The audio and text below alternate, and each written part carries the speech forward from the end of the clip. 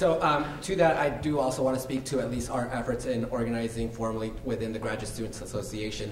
10 days prior to the first day of school, I had actually emailed our GSA president, Jamal Madni, about this. I began to get a lot of emails and just kind of hear rumblings from students, graduate and professional students across the university about, grassroots efforts that they were planning. At that point, I had contacted him to see if he had heard anything, if he had been approached by anybody, and to my surprise, he hadn't. At that point, I began to kind of take the lead on that, to really reach out to these different graduate student constituencies across the university. There was a significant, representation of the law students, which I think speaks to, the dialogue of the students there, as well as many from the School of Public Affairs, School of Education, and then also the English department. So I tried my best to try and fold as many grassroots efforts under one. We were able to put forward and organize the graduate student picnic that happened on the first day of school out in front at Mayor Hoff Park. Again, with the support of university administration, was able to have a great event there and really see an unprecedented turnout of graduate and professional students. I've tried my best to communicate to university leadership just the general climate amongst graduate and professional students. We are in a new era of students, and I think that that's reflective of not only our grad and professional students, but also our undergrads, where we are aware, we are galvanized. We do feel a call to action.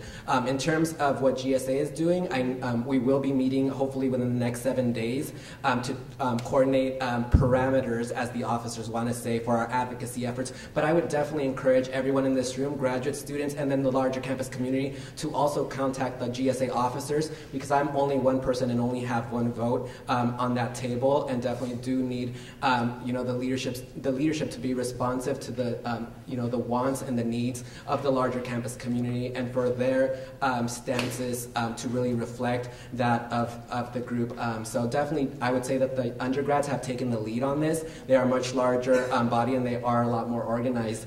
And I do give them recognition for that, but we do definitely want to work with them on that. And we did have our first GSA forum meeting yesterday for us grad students. We're 3 weeks behind in meeting, but we meet in weeks 3, 6, and 9 of every academic quarter. So again, I would encourage you to please visit our GSA website, click on representation, go to officers, and there you will find the email addresses to our leadership, whose decisions should be informed by all of you. Thank you. Thank you, Miguel.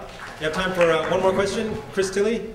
Oh, two more? Okay, Chris Tilley. Chris Tilley, Urban Planning and Institute for Research on Labor and Employment. I guess this question is mainly for Rob and Dewan and Miguel.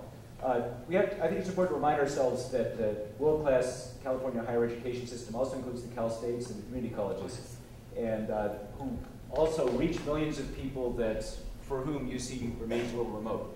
So I'm wondering to what extent we are working and can be working with faculty, students, administrators from those institutions.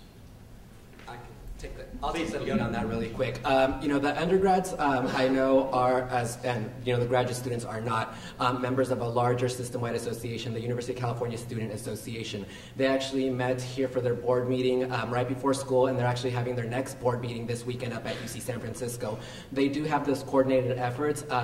Susan Lee, the undergraduate external vice president, will be present at that meeting, and unfortunately, because of the decision of GSA at the end of last year, are no longer a part of it, but we are definitely trying to coordinate efforts, because we do understand that the next region meeting where this action will be taken for the rising fees amongst the full agenda that they have will be happening here November 17th through 19th. Again, mark your calendars, November 17th through 19th up at Covell Commons. So, thank you.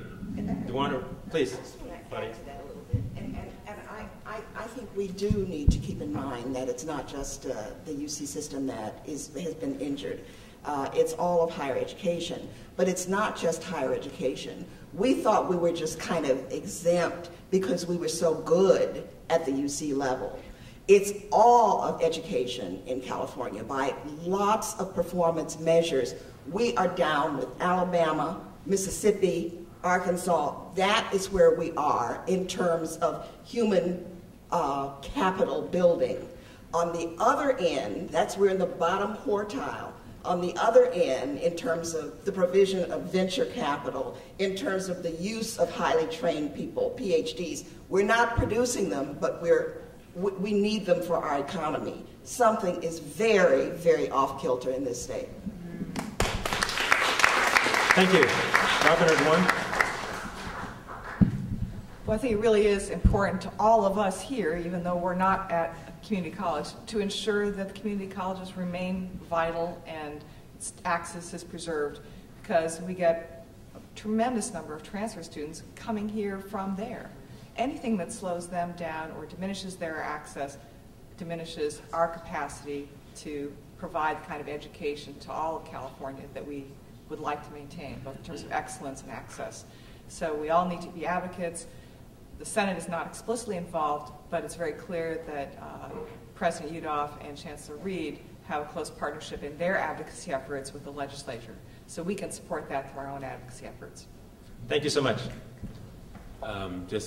I think this year began heavily with, or at least this summer, with a lot of issues around Cal grants and other things surrounding that, and that's what was really one of the unifying factors that kind of began the relationship that we had with not just, the UC system, but also Cal State's.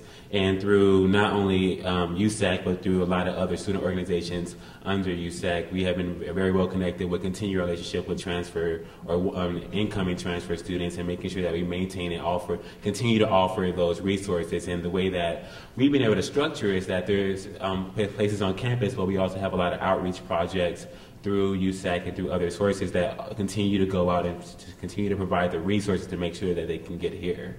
And I think that's so far how the connection has been. But I think Miguel also talked about Susan Lee really being one of the main components about bringing other universities and other campuses involved in this bigger effort to kind of help higher education.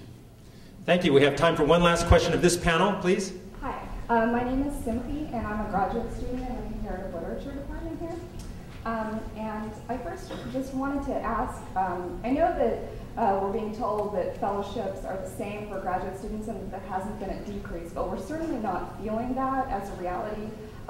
There are certainly fewer dissertation year fellowships that were being granted this year, graduate research mentorships, fewer were being granted.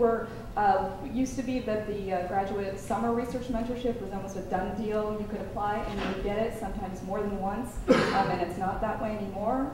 So there seems to me to be a discrepancy between what we're being told and what we're actually feeling in that area. Well, I can't speak directly to how comparative literature is faring in the special fellowship competition, because those are the dissertation year fellowships and the research mentorships. Those are all competitive, and they're competitive across the campus. But in point of fact, we provided more dissertation year fellowships this past year than we did the previous year. The same is true for RA mentorships. The one area where we did do some decrease in funding was in master's diversity fellowships. And we did so in order to continue to maintain the dissertation year fellowships at a level that we thought was healthy for the campus. Now, if not as many ended up in comparative literature, that would mean that the judgments made by the review committees who looked at the applications did not make judgments in favor of comparative literature, and they may have gone to other students. It's not because the pool declined. Okay, we have to wrap up this panel. Let's please give a hand to Scott Waugh, Robin Garrell, Claudia Mitchell-Kernan, Miguel Lopez, and Juan Farmer. We're going to take just a quick break, 2 minutes, in order to allow the new panelists to please step forward. Don't go away. We have another excellent panel of presenters who will be joining us in just 2 minutes.